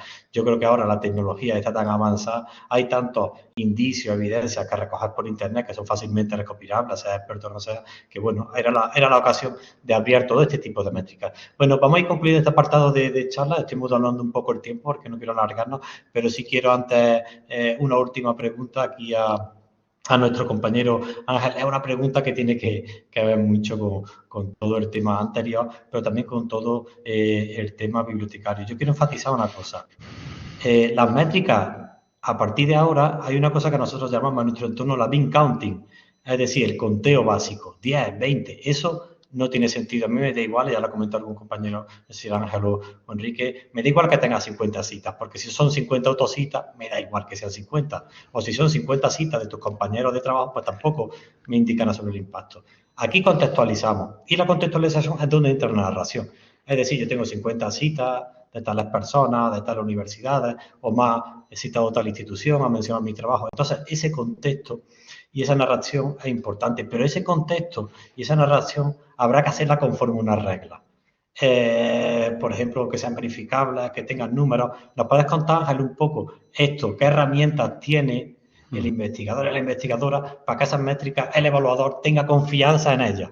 Porque aquí no se trata de contar y de inventar, sino de contar conforme a una base, conforme a una infraestructura tecnológica. Bueno, esa pregunta te la dejo ahí y con esto vamos a cerrar este apartado. Gracias, Sí. Ángel. Dime. Pues muchas gracias, Dani, por la pregunta, que abre un tema súper interesante, porque efectivamente la filosofía es abandonar, si me permitís la expresión, la contabilidad de palotes ¿no? Que durante muchos años ha estado también en el centro, ¿no? Cuando se decía, bueno, el Impact Factor bien, pero además de esto, venga, más indicadores de calidad. Y la gente decía, tengo 15 citas, no sé dónde, y 34, yo no sé qué. Tal cual, Por lo que dice Dani, pero bueno, ¿y a ti quién te está citando y para qué? ¿No? ¿Quién te está citando y para qué? Entonces, en ese sentido, tenemos la vía de dónde me están citando y el dónde no es la revista que me está citando, que podría ser. Es incluso los artículos que me está citando, dónde, en qué sección del artículo me están citando. Fíjate lo que estamos diciendo. Esto era ciencia ficción hace unos años, pero esto ya hay herramientas que lo hacen. Sí, ya nos pueden indicar, oye, me están citando la parte metodológica, porque de hecho mi artículo es un artículo metodológico. Sí, un artículo que habla sobre cómo hacer esto de una manera distinta. Entonces me están citando, ¿no? Fijaos las cosas que se pueden decir. Que esto es interesante. Insisto, la parte, desde dónde me citan, ¿no? Más allá de me citan de tal medio. ¿Quién me está citando? Es decir, me están citando, en fin, investigadores en formación, me están citando gente que de verdad son reconocidos, muy reconocidos dentro del campo de investigación. ¿Me está citando solo mi comunidad o mi colegio invisible? ¿O me están citando, o he traspasado las fronteras? Sí, me están citando mis coautores y gente conectada con esos coautores, o realmente estoy teniendo visibilidad, ¿no? Esta mañana me escribía Fernando desde la UMA para decirme que le están citando su artículo ya desde un journal americano. Coño, Fernando, y es un artículo que habla de la formación que hacen los bibliotecarios de la Universidad de Málaga. A eso nos estamos refiriendo, ¿no? Entonces, a la hora de recolectar indicios, datos, tenemos eso. Tenemos también una parte muy interesante. Aquí, de nuevo, yo arrimo a las mi sardina. Los bibliotecarios, de nuevo, tenemos mucho que decir. Tenemos los repositorios que están dando una información fantástica, maravillosa. Las estadísticas de 10P y de la versión que venga son fantásticas, porque no es número de palotes, es decir, visualización y descarga, no. ¿Desde dónde se está visibilizando, se está visualizando mi paper y quién lo está descargando? ¿Desde dónde se está descargando? Esto, sobre todo, cobra especial valor cuando todavía no se han alcanzado, digamos, otros impactos. El paper tiene 6 meses, no me lo ha citado todavía nadie porque los tiempos de la ciencia son los que son y sobre todo en determinadas disciplinas, pero oiga, que el paper, bueno, Dani y Enrique lo conocen, esto que hicimos, ¿no?, con Rafa Repiso de el Fallen Journal. Fallen Journal tiene 12.000 descargas, 12.000 visualizaciones en Zenodo y el paper salió la semana pasada, pero fijaos el recorrido que tiene. Oye, eso que dices, Ángel, perdona, Dani, eso que dice Ángel, súper importante, especialmente para las personas que están aportando publicaciones de este mismo año. Sí, que en este sexenio ya van a hacer aportaciones de 2023. Claro. ¿Y qué evidencias van a poner? 0 citas todavía, pero a lo mejor sí que tiene esas evidencias de predictor, ¿no? De que predicen que probablemente va a tener ese impacto. Entonces, son esas descargas, ese interés, perfecto. Claro. Tienen los palotes, pero además de que tienen los palotes, ¿quién? ¿Dónde? He conseguido, ¿no?, saltar la barrera incluso idiomática, lingüística, ¿no? Yo escribo en español, pero me están citando ya por ahí. O sea, hay un interés esto me da pie real. También, eso me da pie a mí también a decir, porque evidentemente una de las críticas grandes que se han hecho siempre a los datos de uso, a los datos de redes sociales, es que son manipulables, que evidentemente lo son, porque todo es susceptible de ser manipulado. Pero claro, en el momento que tú abres, nárrame usted que está detrás del número, toda la parte de posible fraude, de posible manipulación se cae, porque evidentemente en un caso de los repositorios podemos ver perfectamente quiénes son los que descargan esos trabajos. O puedes decir que has tenido 10.000 tweets, pero pueden ser todos de tu comunidad y tú no te vas a poner a escribir tweets que son falsos o tweets que están manipulados, ¿vale? Por tanto, es la narrativa. Ángel, Enrique, terminamos aquí nuestra exposición. Yo creo que tenemos un rato, son las 2 menos cuarto, podemos estar un rato atendiendo a las preguntas. Entonces, si queréis, pasamos a vuestras preguntas, a vuestras intervenciones. Rogamos un poco, las preguntas son orales, evidentemente, tenéis que conectar vuestro micro y, por favor, también un poco conectar vuestra cámara, que veamos la cara, porque aquí en la universidad tenemos el síndrome de que cuando hacemos cosas online con los alumnos y con las alumnas, ninguno se conecta a la cámara y yo me cabré muchísimo porque, bueno, aquí dando la cara a todo el mundo y cualquiera estamos dando los miembros de esta comisión. Bueno, Ángel, tú das paso a las preguntas. Venga. Y yo las distribuyo entre los dos, ¿vale? Entonces, de acuerdo. Porque esto es un doble procedimiento. Ver quién es la primera que levantó la mano, que en este caso es Isabel de Paiz, desde la Universidad de Salamanca, desde el Servicio de Publicaciones. Y la segunda cosa que hago, Isabel, es nombrarte presentadora para que puedas activar tu micro. Y ya lo eres. Y te bajo la mano. Así que adelante. Sí. Hola. No sé si se me escucha. Perfectamente. Se te escucha, sí. Bueno, Lo primero, gracias por esta propuesta, porque nos informa a todos. Desde luego, gracias a NECA por hacer esta consulta pública, a su directora, ¿no? Que cada vez que la escuchamos, sobre todo los que trabajamos en editoriales universitarias, pues es tanto celestial. Yo voy a decir, haceros una cuestión un poco, decir, es verdad que ya estamos redactando esa nota, ¿no? Es decir, para hacerla llegar de manera oficial, y es en relación, es decir, con los libros, con el sello SEAPQ y ya de paso también con el sello FESIC. O sea, yo creo que son dos sellos por los que tenemos que sacar pecho en España, es decir, son criterios evaluables, contrastados. En el caso de monografías, me voy a referir a este libro, el sello SEAPQ son 15 indicadores y tienen que dar siempre un sí a todos y cada uno de ellos. Entonces, en relación, es decir, a esta tabla final, ¿no? de fuentes y demás, es decir, el sello, es decir, el contexto no solamente tiene que ver con la calidad del proceso editorial, del trabajo editorial, que tiene que ver, tiene también que ver muchísimo con la calidad científica de esa obra, y hay una serie de indicadores que miden eso. Miden eso desde el punto de vista primero y fundamental de esos evaluadores, es decir, que nosotros trazamos que todas esas correcciones se han incorporado en la segunda versión del original, si se ha aceptado. Es decir, esa es la labor nuestra en cada editorial. Es decir, trazamos y pasamos un Excel de qué se ha dicho, qué ha contestado y qué no. Y si hay alguna si el autor no hace caso, se le vuelve a mandar un escrito, ¿eh? Es decir, y toda esa documentación se aporta cuando hay que volver a renovar el sello. Pero también es que tenemos reseñas científicas, es decir, quién las ha hecho y en qué medio. Entonces, a mí sí me gustaría, es decir, porque da la sensación de que solo, y perdonad esta expresión, ponemos el escaparate. No, es decir, no hay solo un escaparate de un proceso editorial que está en orden, es que todo el interior, todo lo que tiene que ver con la calidad de esa obra está contrastado. Y esto es muy importante que se sepa porque todavía nos cuesta, gracias a la última CENAI no, pero nos cuesta mucho que se entienda que el sello SEAPQ es un sello de calidad no solo editorial, sino también científico. Y con relación, y esto sería decir, por así decirlo, la corrección que yo pediría, o si se ha tenido esto en cuenta, pero bueno, esto no dejan de ser palabras breves, ¿no? No sé. Y lo segundo es el artículo, Daniel, que nos has enseñado al final, que es como publicáis tanto, ese no lo tengo localizado. Y pues si puedes volver a repetir de dónde no lo podemos bajar, porque nos vendrá. Sí, lo tengo aquí por aquí. Gracias, como siempre, por todo lo que nos enseñáis y nos dejáis. Comparto.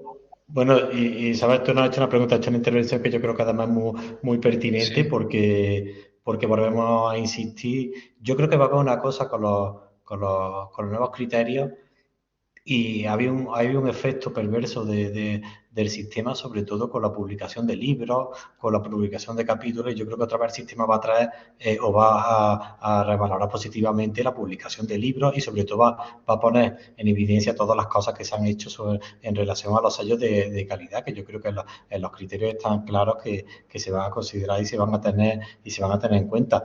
Voy a darle a ver si quiere intervenir a Enrique o Ángel y hacerte alguna apreciación, y mientras voy a parar a compartir el material, y no me acordaba que también está el vídeo grabado, lo voy a compartir por si queréis verlo desde el curso que dimos. Muchas gracias, Isabel, por la intervención. Enrique, Ángel. Sí, gracias. Sí, yo estoy de acuerdo. Es cierto que a lo mejor la forma en la que está redactado parece que cuando se lea el sello solamente sea una cuestión de calidad del proceso editorial, etcétera, y claramente va más allá de eso. Y yo creo que sí que es una cuestión que podemos anotar y luego, pues, de cara al documento final, dejarlo más claro, ¿no? Y obviamente las personas solicitantes pueden, obviamente, indicar eso, ¿no? Cuando están aportando el sello de calidad para evidenciar la calidad de la aportación, pueden decir eso también. De eso, esa parte narrativa ayuda a ese tipo de cosas, ¿no? A que puedan describir ese impacto, pero totalmente de acuerdo. Sí, ha dicho también una cuestión interesante, que es el tema de las reseñas, que es un indicio muy importante, no solo en el sello, sino para utilizarlo en la redacción de vuestras narrativas, todas las reseñas que reciben los libros. Ángel, ¿te he escuchado? Sí. ¿O continuamos con la siguiente pregunta? Para dar un poco de cancha a más gente. Sí, no, adelante, verá. Venga, pues darle paso a otras personas y vamos a disculparnos mejor que las respuestas no sean tan extensas, pero también nos interesa mucho escuchar la opinión y dar la opinión a la mayor parte dar la posibilidad de intervenir a la mayor parte de gente posible. No te preocupes. Vale, pues vamos a darle la palabra a María Serrano Fernández, de la Pablo de la Vida, ¿verdad, María? María, ¿dónde te tengo? Que te tengo que nombrar moderadora. No te veo, María. No te veo, María Serrano. Ah, vale, no te veo porque te he echado yo para abajo de la lista cuando te he bajado la mano. Dame un segundo, María Serrano, que te localizo. María, Polanco Serrano Fernández, vale. María, ya eres presentadora, con lo cual ya tienes la palabra y enchufa el micro y cuando tú quieras. No me voy a extender mucho por no coger el tiempo. Habéis hablado mucho del acceso abierto de los repositorios. Yo soy de ciencia jurídica, vamos, en concreto de derecho, ¿no? Entonces, claro, un poco lo que me preocupa especialmente en lo que se refiere a monografías, ¿no? Y a capítulos de libros es cómo compaginar, sobre todo los que son recientes, me sale una a principios de diciembre, todo este acceso abierto con las cortapisas que nos ponen las editoriales, ¿no? Porque, claro, si tú, yo no tengo mucho dominio de esto, pero si tú lo pones en acceso abierto, quizás tengas que poner un embargo, un periodo de cadencia o algo, porque si no, no tiene mucho sentido, ¿no? No sé si me explico. Sí, perfectamente. Sí. Ángel, te encargas tú de responderle, que eres el experto aquí de acceso abierto, por favor. Sí, y además María me tiene cerca, ¿eh? Vamos a seguir la conversación más adelante. Es que la segunda pregunta es el tema de la formación. Y cae de lo mío, ¿no? Y yo cómo lo hago, ¿no? No, mira, aquí hay un tema que es claro. Es decir, la tendencia es la que es. Es decir, tenemos que irnos en abierto. Lo que pasa es que esto ahora mismo tiene que convivir con unas prácticas, llamémoslas si queréis, tradicionales, que están ahí. Sí. Vale, entonces, poco a poco tendremos que ir modificando la manera en cómo hacemos las cosas, no solo los autores, no solo los investigadores e investigadoras, sino también los propios medios editoriales. Es decir, también en el caso de las monografías, tendrán que acabar participando las editoriales en esto, porque al fin y al cabo, fijaos además cómo se ha modificado el mercado editorial, al final los paganos de esto están empezando a dejar de ser los lectores para ser los propios autores. Entonces los autores también tienen que poder decir algo. Oiga, yo esto lo quiero de esta manera porque mi organismo financiador o la institución para la que trabajo me dice que esto tiene que ser así. Vía ley, como se dice ahora, o directamente vía mandato directo. Entonces, hablaremos de aquí a un tiempo, tendremos que empezar a abrir el melón también en España, de hablar de estrategias de retención de derechos, de adendas a los contratos editoriales que nos permitan hacer lo que el financiador nos está pidiendo que hagamos. ¿Vale? Entonces, ¿y esto cómo se resuelve ahora? Ahora probablemente lo vamos a tener que resolver haciendo el depósito de la obra y colocándole un embargo hasta que el contrato editorial y las prácticas y el marco regulatorio nos permitan abrir la obra. Sí, perdón. Y Ángel, aparte de lo que dices, y lo que ocurre con los artículos, que es un caso distinto a las monografías, pero ese documento inicial del autor o de la autora, antes de enviarlo a la editorial, la propiedad intelectual debe recaer sobre esa persona, no sobre la editorial. Claro. Sí, pero bueno, hay una cesión en exclusiva que tú tienes que hacer, o sea, que una cosa es... Pues esa es la que tiene que cambiar, que además se consigue de esta manera que estamos diciendo, de la inclusión de las adendas, las estrategias de retención de derechos, pero que también se consigue utilizando otros medios editoriales distintos que sí te permitan hacer esas cosas. ¿Qué ocurre? Que hasta el día de ayer teníamos que entrar por el aro de los medios editoriales porque estaban en tal posición en determinada lista. Claro. Eso es muy interesante eso que dice Ángel, que en el momento que el factor de impacto, o digamos, vamos a ser más claros, el medio de difusión, la editorial, no sea tan relevante, tú estás abierto a contar tu trabajo de muchas maneras y quiero que entendáis muy bien esa filosofía y lo radical que es esa filosofía y la libertad que nos hace para poder describir o para poder defender nuestras aportaciones. Aunque ahora va a ser evidentemente un poco traumático para todos los que estamos en el proceso, evidentemente para el que tenga que presentar la convocatoria. Si miráis a largo plazo, va a ser un proceso bastante interesante y va a conformar un nuevo ecosistema científico de publicación.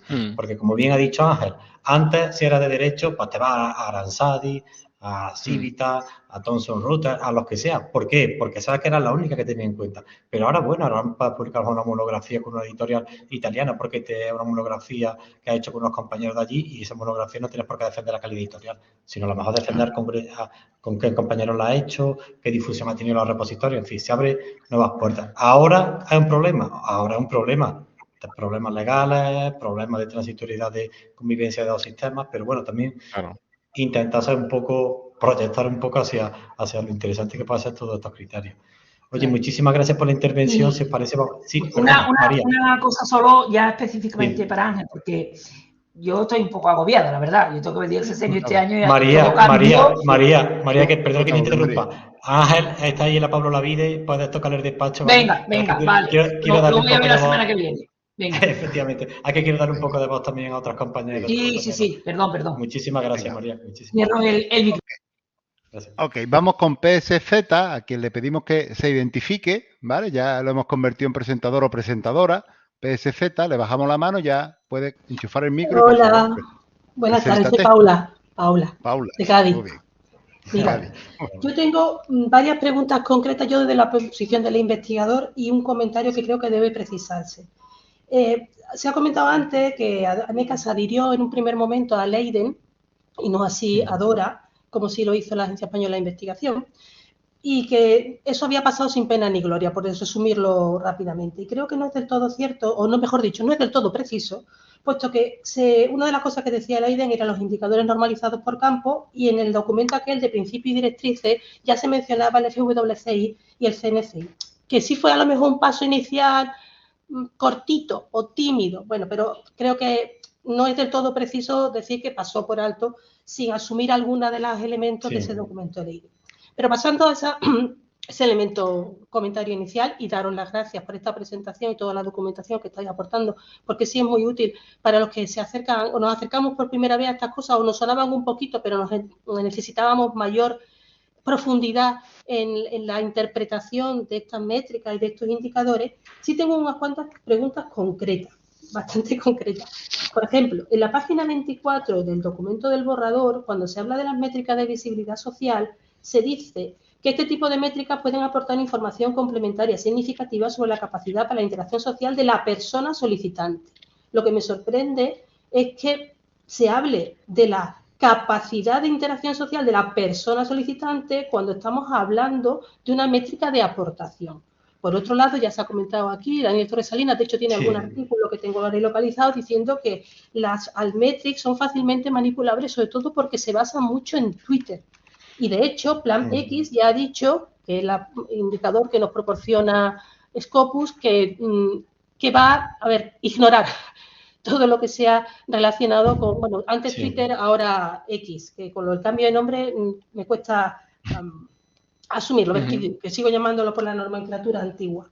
Por otro lado, y también de forma muy concreta, quería que me explicarais, por favor, esto de por ejemplo, en el campo 8, Ciencias Económicas y Empresariales, en la documentación que ha proporcionado la Pablo Olavide, y se ha resumido ahí muy bien, artículos en revistas de calidad contrastada o indexadas en base de datos bibliográficas reconocidos prestigio, con un mínimo de 5 artículos, 4 con relevancia y alto impacto. ¿Cómo se va a cuantificar el alto impacto? ¿Qué es calidad contrastada? ¿Cuáles son las indexadas en base de datos bibliográficas de reconocido prestigio? Por otro lado, y para terminar, no quiero alargarme porque hay más personas que quieren preguntar, Enrique ha mencionado el uso responsable de las métricas y ha resaltado la necesidad de que sea sin autocitas. ¿Quién va a controlarlo? ¿La comisión va a evaluar eso? ¿Va a acceder a bases de datos donde se cuantifica las citas sin autocitas? Porque confiar en el criterio y la buena voluntad de los solicitantes puede funcionar en un alto porcentaje, pero habrá un determinado porcentaje que no sea así. De hecho, se ha mencionado el fraude. ¿Quién va a controlar el fraude? ¿Cómo se va a corregir? Si las métricas normalizadas son mejores que las métricas brutas, los comités de evaluación van a ponderar la valoración de las métricas brutas no digo penalizándola, pero restringiendo su valor en cierta medida, un 10%, un 20%, un 15%, o de alguna manera, o todo va a ser dependiendo de la capacidad y el grado de formación que tenga cada uno de los miembros de la comisión evaluadora con respecto a los sexenios. Muchas gracias. Muchas gracias, Paula. Si queréis, vamos en orden. Respondo yo primero a la que más a ti íbamos según alusiones. En relación a las métricas, que una métrica sea manipulable no quiere decir que sea necesariamente mala. Es verdad que si consultáis toda la bibliografía científica, la que tengo yo y la que aporté, especialmente tuve un plan nacional en el que evaluamos este tipo de cuestiones, Twitter sale mal parado porque Twitter, ya lo sabéis, es una herramienta que puede ser fácilmente manipulable. Por eso, y en el artículo este que he pasado, justamente este que está en Zenodo, vemos como hay un ejemplo de buen uso de Twitter como evidencia, en el que una persona que tiene una determinada altura su aportación, ¿vale? Él los contextualiza adecuadamente y explica quiénes son los que está citando. Evidentemente tiene que explicar un poco la red, qué impacto ha tenido, quién la ha mencionado. Pero evidentemente Twitter ni de mis métricas preferidas, ni es una métrica preferente de la gente que nos dedicamos al mundo de las métricas. No la consideramos, pero evidentemente porque haya gente que manipule no quiere decir que lo excluyamos, igual que hacen muchos políticos, muchos medios de comunicación con esta red. Que haya manipulación no quiere decir que invalide el resto de la red. Hablábamos también ahí de que la métrica es a nivel de personas, porque normalmente la que interactúa en la red es la persona, no la aportación. Entonces era una cuestión, esto de la persona era una cuestión de carácter, digamos, más conceptual. ¿Vale? Bueno, te respondo brevemente, ¿vale, Paula? Pero vamos, estoy encantado de que me escribas y sigamos el debate en cualquier otro lugar. Ahora le voy a dar la palabra, creo, a Ángel, ¿no? Que también ha mencionado alguna cuestión. Sí, yo, una cosa muy rápida, ¿no? Por la mención que ella Leiden con la NECA en el año 2021, creo que fue, etcétera. Nada, pues sí, efectivamente aparecieron aquellos indicadores en aquel documento, pero realmente, ¿de qué sirvió? Es decir, yo voy al fondo de la cuestión, es decir, bueno, no se han utilizado. Yo en mi última evaluación de sexenios, que fue el año pasado, añadí en ese añadí el WCI y el CNCI porque me molesté claro. Sí, Hugo, perdona que interrumpa.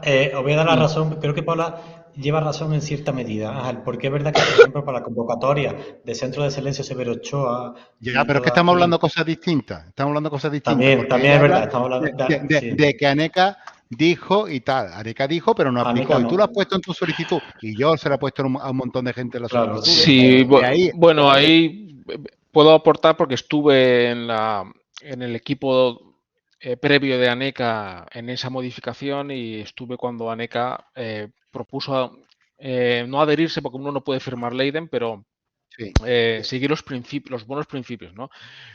Fue una decisión que ANECA tomó. En aquel momento se pensó que DORA era muy difícil de llevarlo a la práctica por todos los efectos que tenía económicos especialmente, ¿no? De implementar un sistema que fuera afín a DORA y pensó que Leiden era algo que sí podía ANECA llevar.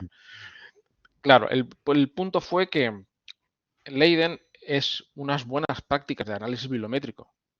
Entonces, no es una cosa que uno firme o no firme, es decir, como yo estoy evaluando a nivel bibliométrico una aportación, hay una serie de buenos principios y Leiden te da un decálogo en el que tú los puedes seguir o no los puedes seguir.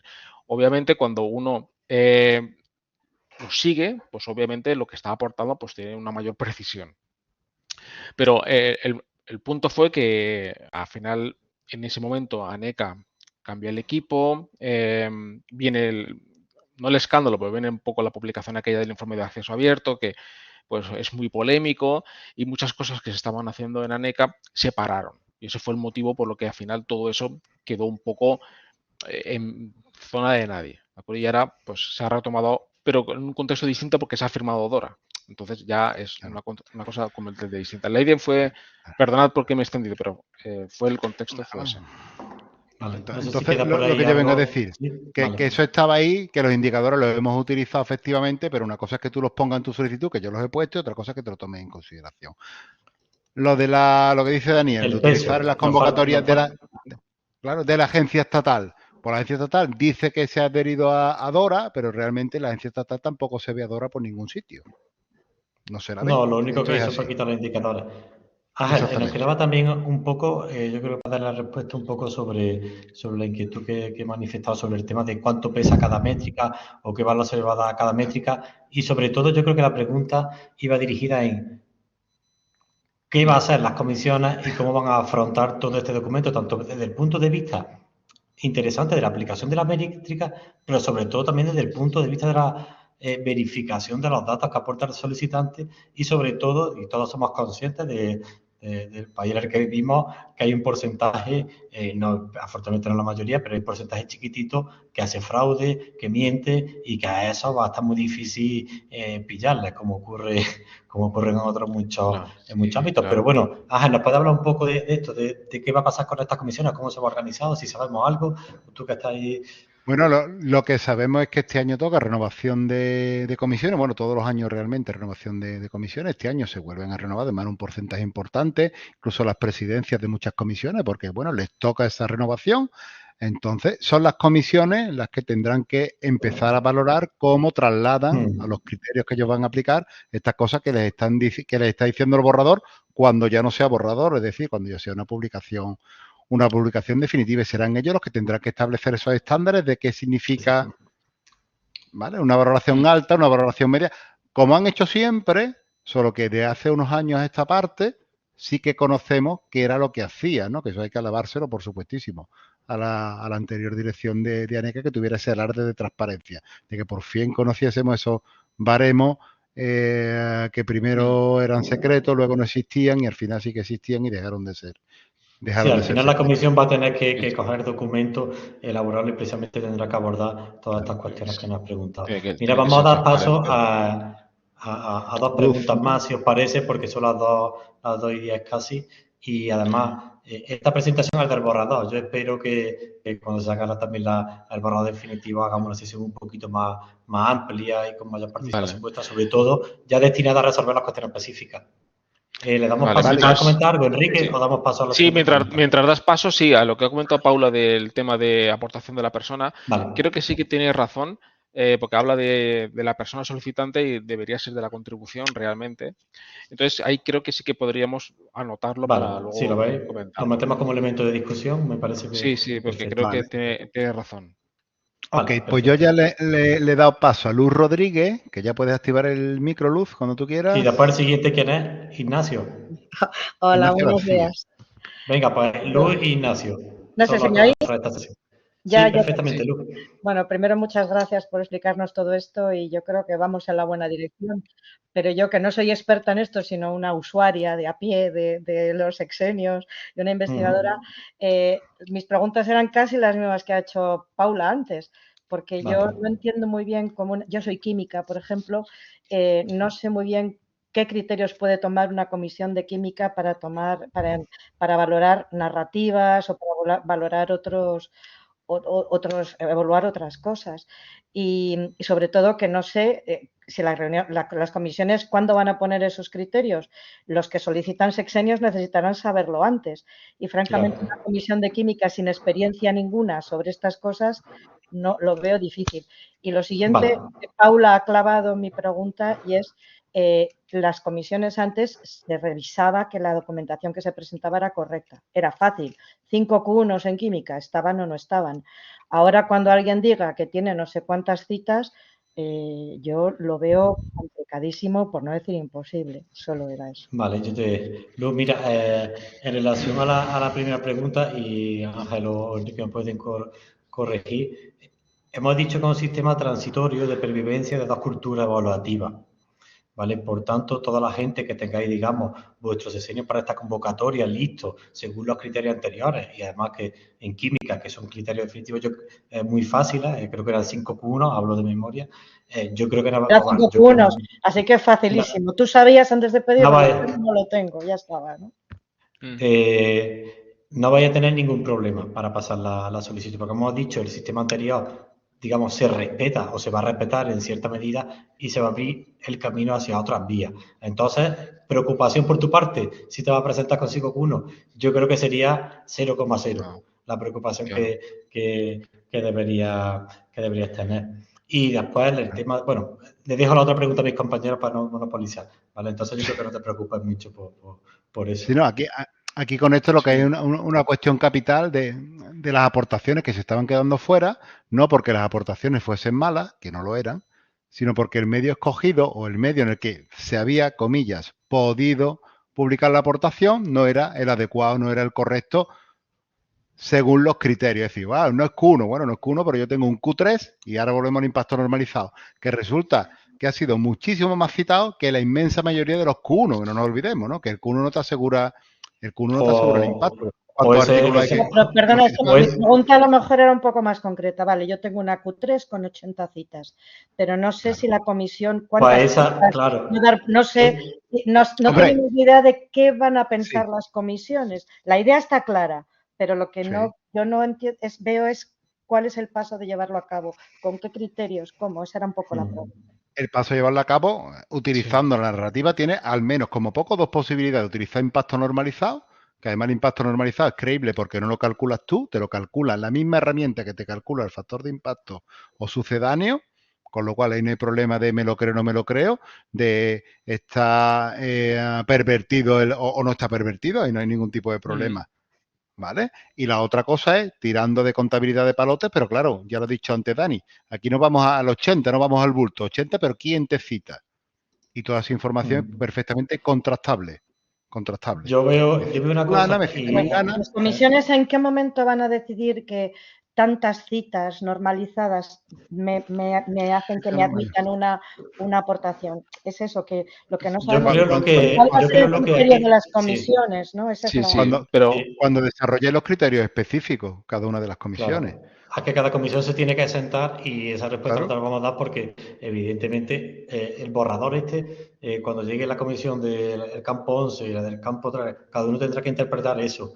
Y no sabemos tampoco la interpretación que va a ser. Probablemente cada uno lo hará de una manera diferente. Claro. Pero sí quiero enfatizar una cosa para esto y para lo que vendrá en el futuro, que es que el peso de la evaluación cualitativa, que es la que está en manos de los expertos, ahora va a ser un poco mayor. Y en España hemos sido un país acostumbrado mucho a los baremos y a los puntos. Y yo creo que eso está generando mucho temor, mucha inquietud. A mí me la genera también, evidentemente, aunque esté dentro del proceso. Ya somos conscientes de ello, pero es lo que se ha firmado. Pero los criterios específicos los tendrá que poner cada una de las comisiones. ¿Vale? No te podemos responder a esa pregunta específicamente porque sería entrar en campo que desconocemos. Ahora y que no nos corresponde además hacer, que no nos corresponde hacer tampoco. Sí, ahí la clave es eso, que esos comités, obviamente, pues esas decisiones las hagan transparentes en su debido tiempo, ¿no? Esa es un poco la clave. Pero no creo que vaya a ir por el tener una receta de a partir de 40 citas esto lo tienes. Sí, aquel sistema precisamente lo que está lleno de este tipo de recetas, porque en el momento que tú pongas voy a tener 10 citas o 30 citas, esto ya es bueno, pues pasa otra vez lo mismo que ha pasado antes, para todo el mundo. Claro, para eso no cambiamos. Claro. ¿Vale? Puede haber una publicación que ha tenido 4 citas y sea muy relevante y otra que tenga 50 citas, porque vienen todas de revistas de un clúster, de revistas que están manipulando la situación y pueden tener miles de citas, pues no son relevantes. Esas cosas son las que hay que ver y eso es lo que permite esta métrica contextualizada. Ignacio, le da la palabra a Ignacio y terminamos, Ángel. Sí, Ignacio ya está nombrado presentador, lo único que tiene que hacer Ignacio es... Adelante, Ignacio. Y adelante, Ignacio.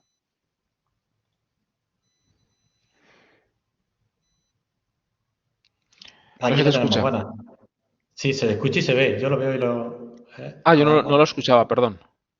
Ya te tenemos ahí, sí. No se escucha, Ignacio. Te confirmamos que no te escuchamos. No. Mira a ver la configuración de audio. Vale, voy dándole un ojo y vamos a darle el paso a Rosario, que está por aquí. A Rosario. Sí, vamos compañera de la Universidad de Murcia. Rosario, tienes la palabra, activa el micro. Ignacio, tú ve dándole un vistazo a ver qué te ocurre, ¿vale?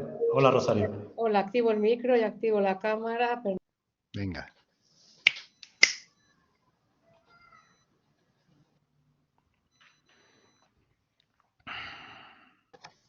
¿A mí me oís? Ahora sí te escuchamos, ¿vale, Ignacio? Sí. Vale, venga, pues darle caña, Ignacio. ¿Le doy? Venga. Le doy. La verdad es que creo que va a ser rápido porque muchas de las cuestiones ya las habéis contestado de alguna manera. Para mí, una de las cosas que más me preocupa es el tema de la retroactividad, inevitablemente hay cuando hay un cambio de normativa, sobre todo cuando estamos evaluando un periodo de 6 años anterior a... Entonces, yo creo que en parte lo has contestado tú, Daniel, en el sentido de si yo he estado publicando con unos criterios, ahora me cambian los criterios, entiendo que habrá cierta flexibilidad a la hora de aceptar... La va a ver, ya te digo que la va a ver y es la política que se va a seguir sin principio. Vale. Evidentemente es lo único justo que se puede hacer, porque no puede... Ahora gente que lleva con 6 años de trabajo hacia detrás, 6 años de trabajo, decirle, te vamos a valorar de otra manera. Eso sí. Y de todas maneras, debo decir que esto ya se ha hecho anteriormente. Es decir, los criterios de sección han estado vivos y ha habido años que se han modificado y no ha habido esa transitoriedad.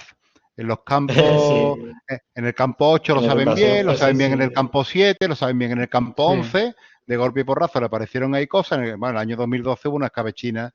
A mí no se me olvida, el año 2012 el campo 11 hubo escabechina porque hubo cambio de criterio y no hubo transitoriedad.